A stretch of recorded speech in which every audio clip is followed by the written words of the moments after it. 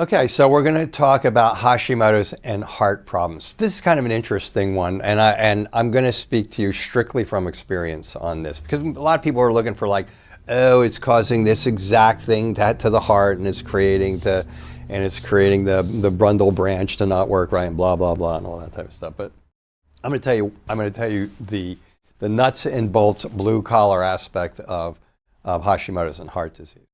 So. I've been doing this for a long time, seen thousands and thousands and thousands and thousands of patients.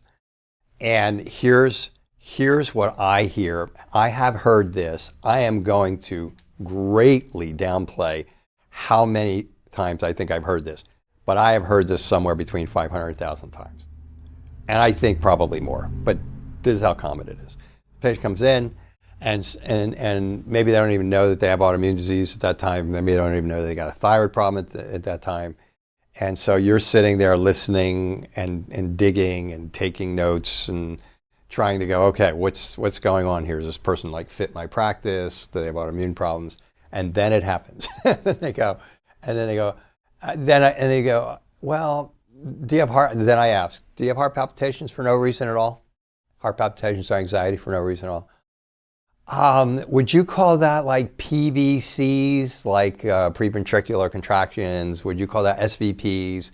These are all medical pathology that cause your heart to beat out of your chest. And I'm like, well, tell me more about that. Here's the story. I was under a lot of stress, and then all of a sudden, for no reason at all.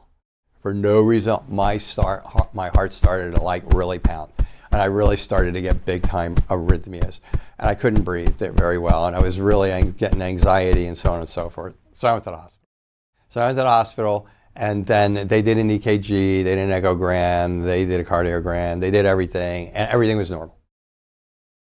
For the lucky ones. And everything was normal, and they told me to go home.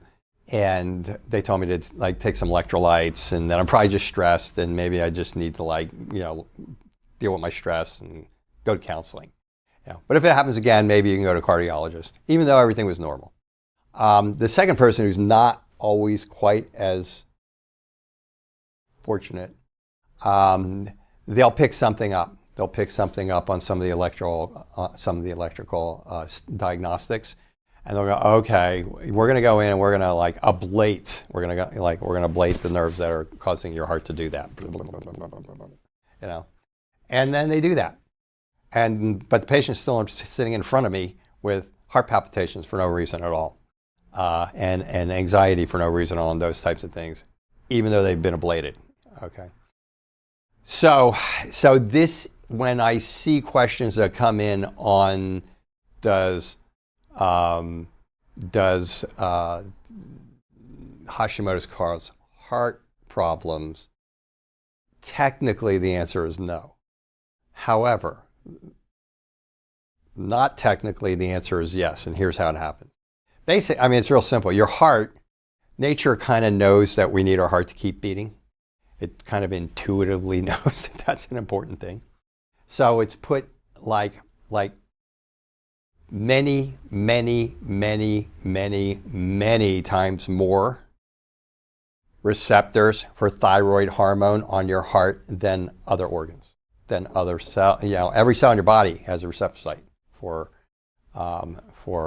thyroid hormone, but it's much denser in the heart. There's much more there because you need thyroid hormone, particularly the one T3, to keep hitting that heart to make it keep helping to give it energy, along with the oxygen, along with blood sugar, along with those types of things. So when we get autoimmune thyroid disease, and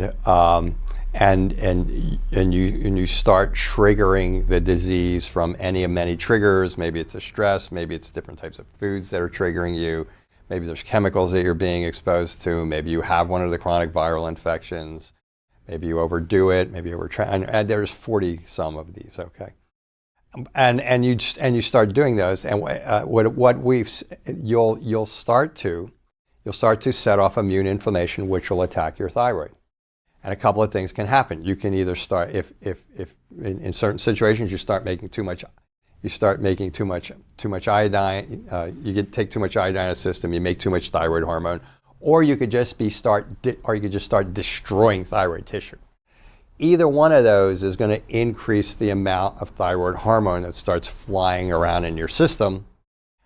And we go back to the fact that nature has provided us with a fail-safe mechanism for our heart by putting many more thyroid receptors there, and all of a sudden you start getting hit with a lot of thyroid hormone, and you start getting shaky and anxiety and heart palpitations.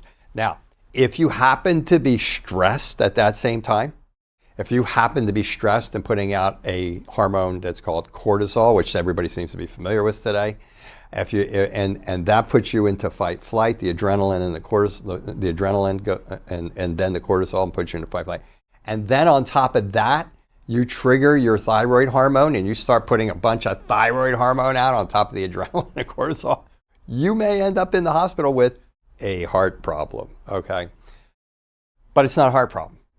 It's rarely a heart problem. It's and I mean it's to the point today, and I know I'm talking to people, so I'm trying to be very careful, but this is what I see. Okay, so I mean it's to the point today when somebody tells me that they have Wolff-Parkinson-White syndrome, which is a very, very, very, very, very, very rare syndrome. That means they're grasping for straws most of the time. I'm not saying it doesn't exist, but I'm just saying this is what I see.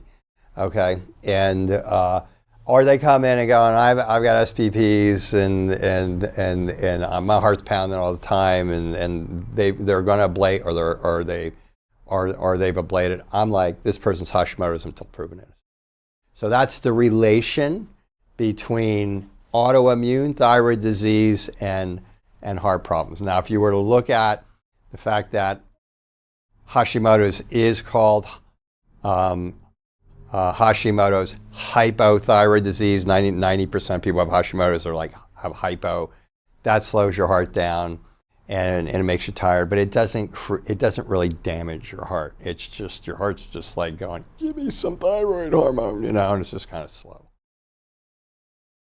So I think that's kind of like the long and the short. That's the clinical, real life, in the office, what you're really seeing in a real life practice, heart connection to autoimmune thyroid disease.